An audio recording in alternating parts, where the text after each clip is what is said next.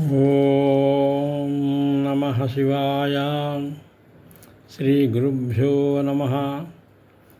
ఓం నమో భగవతే వాసుదేవాయ. శ్రీమద్భగవద్గీత తృతీయోధ్యాయః కర్మయోగః. ఇదివరకు భగవద్గీతలోని మొదటి 2 అధ్యాయాలని చెప్పుకోవడం జరిగింది. ఈరోజు 3వ అధ్యాయం అయినటువంటి కర్మయోగంతో ఈరోజు కర్మయోగాన్ని గురించి కొంతసేపు మాట్లాడుకుందామన్న ఉద్దేశము. కర్మయోగం అసలు కర్మయోగం అంటే ఏమిటి? కర్మకు ప్రత్యేకమైన ఒక యోగం అంటే యోగ కర్మ సుకౌశలం. కర్మని కుశలంగా అంటే జాగ్రత్తగా పద్ధతి ప్రకారంగా చేయడం అనేటువంటిది ఉంది. అదే యోగం అనమాట, కర్మయోగం అంటున్నమాట. దాన్ని అంటే అసలు కర్మల గురించి చెప్పాలంటే కర్మ చేయకుండా ఎవడూ ఉండలేడు. ఎందుకంటే మనం గాలి పీల్చడం దగ్గర నుంచి చూడటం దగ్గర నుంచి మనం చేసే ప్రతి క్రియ కూడా కర్మనే అంటుందండి.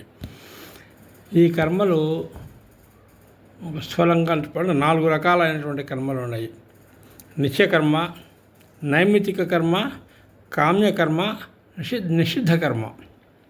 నిత్యకర్మ అంటే మనం మనం తెల్లవారు లేచిన దగ్గర నుంచి రాత్రి పడుకునేదాకా మనం చేసేటువంటి అన్ని రకాలైనటువంటి కర్మలు కూడా నిత్యకర్మల కిందకు వస్తాయి. అంటే రోజు ఏమిటి స్నానం చేయటము, లేదా ధ్యానం చేసుకోవడము, తర్వాత ఏదో ఒక ఉద్యోగానికి వెళ్ళడము, ఏదో సంపాదన ఉండాలి కదా, అందుకని ఏదో ఒక ఉద్యోగానికి వెళ్ళడము, అది చేసి రావడము, ఇలా మొత్తం మనం పొద్దున లేచిన దగ్గర నుంచి మనం ఈ రోజు ఏ పని చేసినా చేయకపోయినా ఇవైతే చేస్తూ ఉంటాం కాబట్టి ఇవి నిత్యకర్మలు అంటారు. ఈ నైమిత్తిక కర్మ అంటే ప్రత్యేకంగా ఒక నిమిత్తం, ఒక ఒక సందర్భంగా చేసేటువంటి కర్మని, ఒక నిమిత్తం కారణంగా వచ్చినటువంటి కర్మ. ఇప్పుడు ఒక పితృకార్యం ఉంది, ఏదో తల్లిదండ్రులు లేరు, వాళ్ళకి సంబంధించినటువంటి ఒక ఆరాధన చేయవలసి ఉంది. ఈ కర్మ ఏమంటారు? దీన్ని నిమిత్తమైనటువంటి కర్మ. ఆ తేదీ వచ్చినప్పుడు ఆ తేదీ రోజున చేసేటువంటి ఆ కర్మ కాబట్టి అది ఒక ప్రత్యేకమైన నిమిత్తమైనటువంటి కర్మ. అలాగే వినాయక చవితి అని వచ్చింది. వినాయక చవితి నాడు అందరూ గణపతిని పూజిస్తున్నారు. కానీ మనం కూడా ఏదో ఒక గణపతి విగ్రహాన్ని తెచ్చుకుని అక్కడ పెట్టి మన పిల్లల్ని, మన కుటుంబంతో హాకోసి ఆ గణపతిని పూజించడం. ఈ విధంగా ఒక ప్రత్యేకమైనటువంటి ఒక నిమిత్తము, ఒక సందర్భంగా చేసేటువంటి కర్మల్ని ఏమంటారంటే నైమిత్తిక కర్మ అంటున్నారు. ఇంకా 3వది కామ్యకర్మ. అంటే మనం ప్రత్యేకంగా ఒక ఫలాన్ని కోరి చేసేటువంటి కర్మ కామ్యకర్మ. ఏదో కోరికలు ఉంటాయి, ఆ కోరికల గురించి ఈ కోరిక తీరాలంటే ఏం చేయాలి స్వామి అని ఎవరో ఒక పెద్ద ఆయన వెళ్ళి అడుగుతాము. అడిగి ఆయన ఇలా చేయండి, ఇలా చేస్తే మీకు ఈ కోరిక నెరవేరే అవకాశం ఉంది అని ఇంకోటి చెప్తాడు. అప్పుడు ఇంటికి వచ్చి ఆ పద్ధతి అది ఆచరించి ఆ కర్మను చేయటం. అంటే ఆ కోరికను పెట్టుకుని, ఇప్పుడు దశరథుడు ఉన్నాడు, ఏదో పిల్లలు లేరు, ఆయన వాళ్ళ కులగురు వశిష్ఠుడిని అడిగాడు, ఏమయ్యా పిల్లలు లేరు నాకు అంటే, సరే నువ్వు ఒక యాగం చేయి, పుత్రకామేష్టి అనేటువంటి ఒక యాగం చేయి, నీకు పిల్లలు కలిగే అవకాశం ఉంటుంది అన్నాడు. ఆయన ఇంకా కర్మయాగ వెళ్ళి ఆ పుత్రకామేష్టి యాగాన్ని చేశాడు. అది ఒక కామ్యకర్మ. అంటే పిల్లలు కావాలి అనేటువంటి ఒక ఇది. అలాగే అసురులు అయినటువంటి వాళ్ళు, రాక్షసులు అయినటువంటి వాళ్ళు నాకు మరణం లేకుండా ఉండాలని, ఇంకా ఇలా రకరకాలైనటువంటి కోరికలు. ఇంకా మామూలుగా కూడా అందరూ కూడా నాకు ఏదో ధనం కావాలేనో, నాకు పెళ్లి కావాలి, ఇలా ఏదో రకమైనటువంటి ఒక కోరికను మనసులో పెట్టుకొని ఆ కోరికలు తీరడం కోసం చేసేటువంటి కర్మని కామ్యకర్మ అంటాం. చివరిది నిషిద్ధ కర్మ. నిషిద్ధ కర్మ అంటే మనం చేయాల్సింది కాదు, మనం చేయకూడనటువంటి కర్మని నిషిద్ధ కర్మ అంటారు. ఈ కర్మని మనం చేయలేదు. ఏదో ఒక బ్రాహ్మణుడు ఉన్నాడు, ఈ బ్రాహ్మణుడు కొన్ని కర్మలు చేసిపాడు, కొన్ని కర్మలు చేయకూడదురా అన్నారు. అది చేయకుండా ఉండాల్సినటువంటి కర్మ కాబట్టి అది నిషిద్ధ కర్మ. మనం దాని జోలికి వెళ్ళకూడదు. అలాగ మనకి ఇప్పుడు ప్రతి వర్ణం వారికి కూడా కొన్ని కర్మలు చేయాలి, ఈ పనులు చేయాలి, ఈ పనులు మీరు చేయకూడదు అనేసి ఉంటుంది. అబద్ధం ఆడకూడదు, దొంగతనం చేయకూడదు, అస్థేయం అని ఇలా ఉంటాయి. అలాంటివన్నీ కూడా మనం చేయకూడనివి కాబట్టి మనం వాటిని చేయకూడదు కాబట్టి వాళ్ళని నిషిద్ధ కర్మలు అంటున్నాం అనమాట. ఈ విధంగా కర్మ 4 రకాల స్థూలంగా చెప్తారు. ఇంకా ఇది కాకుండా వేదాంత శాస్త్రంలోకి వెళ్తే అకర్మ అని, వికర్మ అని అంటారు.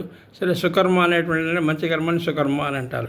సరే, ఈ విధంగా ఇది కర్మలకు సంబంధించిన ఒక స్థూలమైనటువంటి ఒక ఆలోచన రావడం కోసం అనేటువంటిది ఇది చెప్పడం జరిగింది.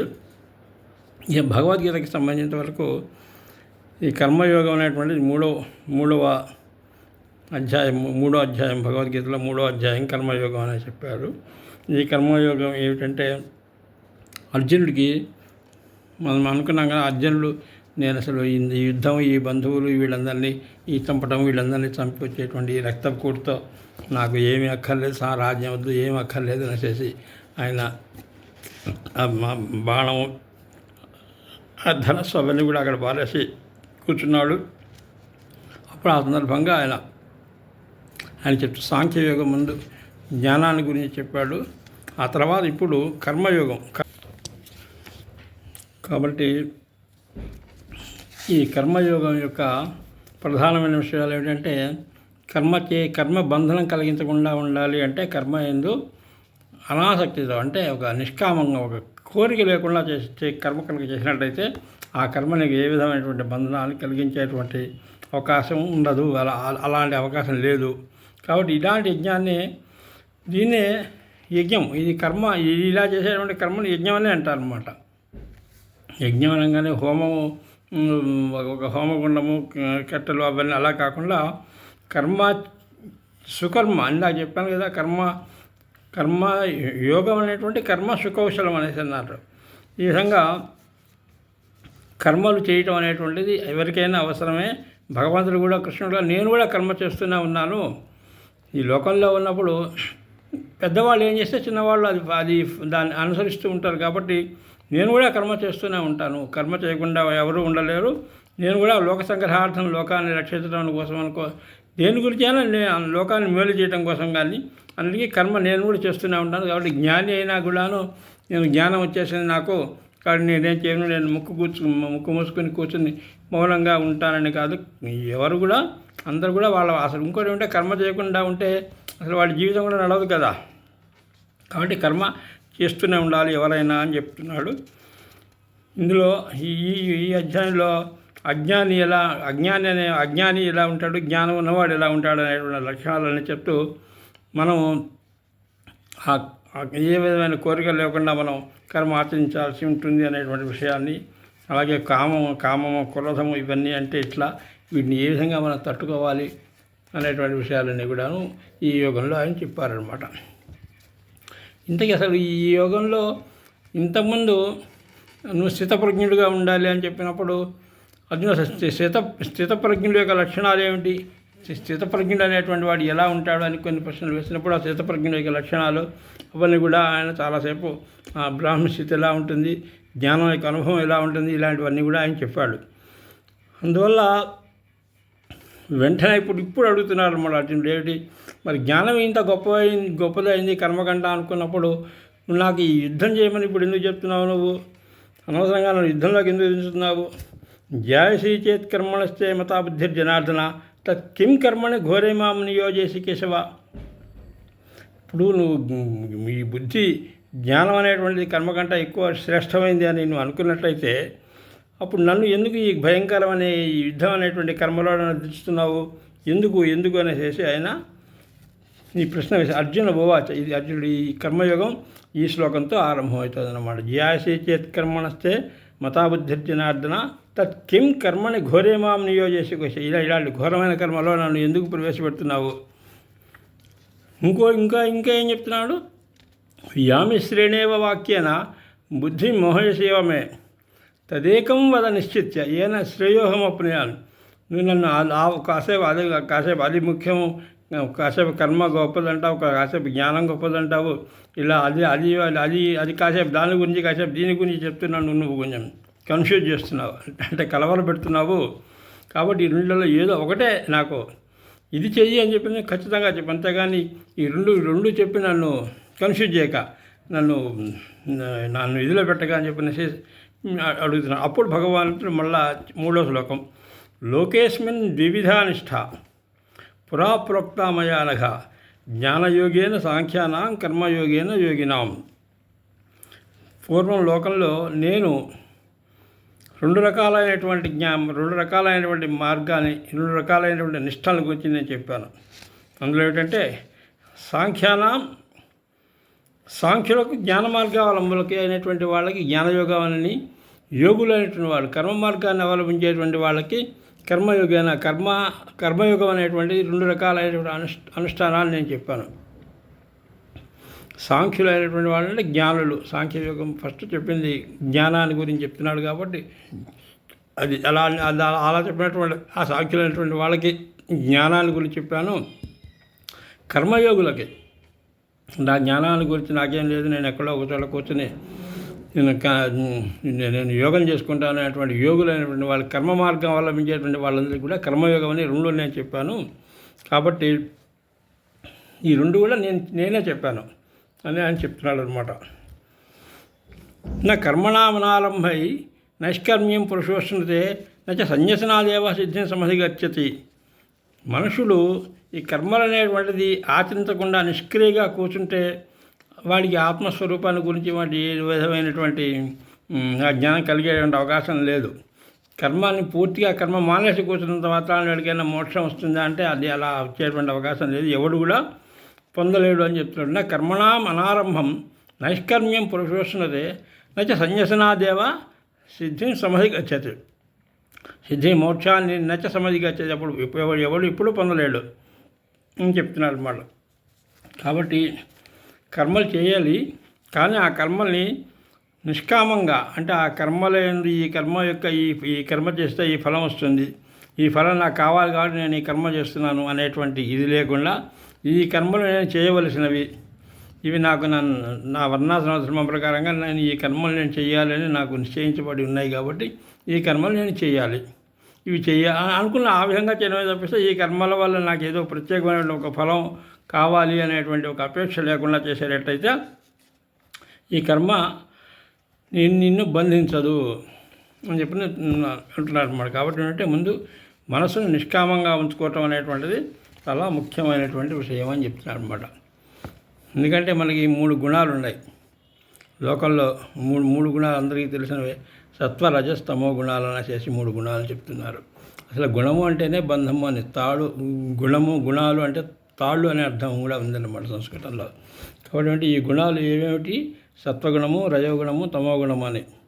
స్థూలంగా మన త్రిమూర్తులు ముగ్గురులోనూ కూడా ఈ రజస్ అనేటువంటి గుణము అది బ్రహ్మగారు, దీన్ని సత్వగుణం శివుడిదని చెప్తూ ఉంటారు అట్లాగా. కాబట్టి ఏంటంటే 3 రకాలైనటువంటి ఈ తమస్సు నుంచి ముందు, తమస్సు అంటే ఏ రకమైనటువంటి ఇది లేకుండా అంధకారంలో ఉన్నటువంటి ఉండే స్థితి తమస్సు. ఆ తమస్సులో నుంచి ముందు రజస్సులోకి, ఆ రజస్సులో నుంచి సత్వంలోకి, ఒకదాని నుంచి ఒకదానికి అట్లా ఒక కర్మ పద్ధతిలో వెళ్ళాల్సి ఉంటుంది. అలాంటి స్థితి ఎప్పుడు వస్తుందంటే కర్మ ఆచరించడం వల్లనే వస్తుంది. ఊరికైనా కూర్చోవటం వల్ల ఏమీ చేయకుండా అలా కూర్చున్నందువల్ల ఏమీ చేయలేడు వాళ్ళు. కాబట్టి బాహ్యంగా ఇంకొక విషయం కూడా చెప్తున్నారు అన్నమాట. ఈ సన్యాసం అనేటువంటిది బాహ్యంగా నేను ఏదో అన్ని బట్టలు వేసుకోకుండా కాషాయ బట్టలు వేసుకుని చేసి నేను ఇలా కూర్చుంటే ఏదో వచ్చేస్తుంది అనేటువంటి లేదు. అభ్యంతరాలు లోపల చాలా వాసన కలిగి ఉండి ఊరికైనా పైగా వేషం వేసుకుని అక్కడ కూర్చోవడం వల్ల ఏమీ ఉపయోగం, బాహ్యమైనటువంటి దానివల్ల ఏమీ సాధించగలిగేది ఏమీ లేదు. బాహ్య సన్యాస మాత్రంలో ఏమీ లక్ష్యం సిద్ధించదని చెప్పనేసి ఇక్కడ కృష్ణ పరమాత్మ ఖచ్చితంగా చెప్పేశాడు. కాబట్టి అంటే కర్మల్ని పూర్తిగా వదిలేశానా లేకపోతే వదలలేదా అనేటువంటి ముఖ్యమైన విషయం కాదనమాట. లోపల ఉన్నటువంటి వాసన పోవాలి. వాసనాక్షయం అనేటువంటిది ప్రధానమైనటువంటిది అనమాట. వాసన అంటే ఏంటంటే బయటికి ఏమి చేయకుండా లోపల మనసులో దాని గురించి ఆలోచిస్తూ ఉండడం అనేటువంటిది వాసన అంటారు అన్నమాట. ఈ వాసన వల్లనే మనకి ఒక ఇంకో జన్మ వస్తుంది. పూర్వజన్మ ఎందుకు వస్తుంది అంటే ఈ జన్మల్లో ఉన్నటువంటి వాసనలు పూర్తిగా పోకపోవడం వల్ల ఈ వాసన క్షయం లేకుండా ఇంక వాసన ఉండటం చేత ఆ వాసనని ఆ కోరికల్ని వాటిని తీర్చుకోవడం కోసం మళ్ళీ ఇంకొక జన్మ వస్తుందన్నమాట. కాబట్టి నిష్కామంగా కర్మ చేయడం అనేటువంటిది ప్రధానమని ఇక్కడ ఈ భగవంతుడు మందరిని ప్రోత్సహిస్తున్నాడు. కాబట్టి అంటే సోమరులు అక్రమణ్యులకు ఏమీ చేయకుండా ఉండేటువంటి వాళ్ళందరికీ కూడా ఆయన ఒక చక్కటి గుణపాఠం చెప్పాడు అన్నమాట ఈ యోగంలో. ఇప్పుడు మోక్షం కాబట్టి ఏం చెప్తున్నాడు? మోక్షం దేనివల్ల చేకూరదు అంటే కర్మ చేయకుండా చేయటం కానీ లేదా బాహ్యంగా ఉండేటువంటి సన్యాసం ఊరికైనా కూర్చుంటే కానీ మోక్షం లభించదు అని చెప్తున్నాడు. మరి మోక్షం దేనివల్ల వస్తుంది అంటే నిష్కామ కర్మాచరణం చేత మోక్షం ప్రాప్తిస్తుంది అని చెప్తున్నాడు అనమాట. కాబట్టి అసలు ఈ కర్మ చేయాల్సినటువంటి అవసరాల గురించి ఇంకోటి చెప్తున్నాడు. నహి కశ్చిత్ క్షణమపి జాతు తిష్టత్యకర్మకర్త కార్యతే హేవస కర్మ సర్వ ప్రకృతి జయ గుణై. ఎవడు కూడా ఒక క్షణం కూడా ఏ పని చేయకుండా ఉండటం అనేటువంటిది ఎవడు ఏమీ చేయలేడు, ఏమి ఉండలేడు. కర్మ చేయకుండా ఎవడు ఒక క్షణం కూడా ఉండలేడు. ఎందుకంటే గాలి పీల్చుకోవటము, తినటము, నడవటము, మాట్లాడటము ఇవన్నీ కూడా కర్మలే. ఈ కర్మలు ఏమైనా చేయకుండా ఎవడైనా ఉండగలుగుతున్నాడు? ఎవడు ఉండలేడు. కాబట్టి అందరూ కూడా ఈ ప్రకృతికి, ఈ మాయకి, ఈ ప్రకృతికి లోబడే ఉంటున్నారు తప్పిస్తే లోబడకుండా ఉన్నవాడు ఎవడో లేడు. జ్ఞాని తప్ప. ఆ జ్ఞానం ఎలా వస్తుంది అంటే వాళ్ళు నిష్కామంగా వాళ్ళు కర్మ చేసి ఇంత ఆలోచించి ఆ బ్రహ్మ పదార్థాల గురించి ఆలోచించి బ్రహ్మ జిజ్ఞాస, అధాతో బ్రహ్మ జిజ్ఞాస అనేది బ్రహ్మసూత్రాల్లో మొదటి సూత్రం. బ్రహ్మమును గురించినటువంటి జిజ్ఞాస. ఇది ఏమిటి అసలు? బ్రహ్మం ఏమిటి? మోక్షం ఏమిటి? ఈ కర్మ ఈ విషయాల గురించినటువంటి ఇదంతా కలిపి వేదాంత శాస్త్రం అని చెప్పినేసి ఉంటున్నారు అన్నమాట. ఈ వేదాంతాన్ని గురించి, ఈ కర్మల గురించి తెలుసుకున్నటువంటి వాళ్ళు మాత్రమే ఒక మోక్ష స్థితిని పొందేటువంటి అవకాశం ఉంటుంది అని చెప్తున్నాడు అనమాట. అలా అనేసి అజ్ఞానమైనటువంటి వాళ్ళు ప్రకృతి దాని గుణాలకి మనం అంతా బద్దులై ఉన్నాము, అందువల్ల మనకి అసలు మోక్షం వచ్చేటువంటి ప్రసక్తి లేదు, కాబట్టి నేను ఏం చెయ్యను, ఎందుకంటే అది ఎలాగో నాకు వచ్చేది కానప్పుడు నేను దాని గురించి అనవసరమైన ప్రయత్నం ఎందుకు చేయటం అనేసి ఏమీ చేయకుండా ఊరుకోకూడదు.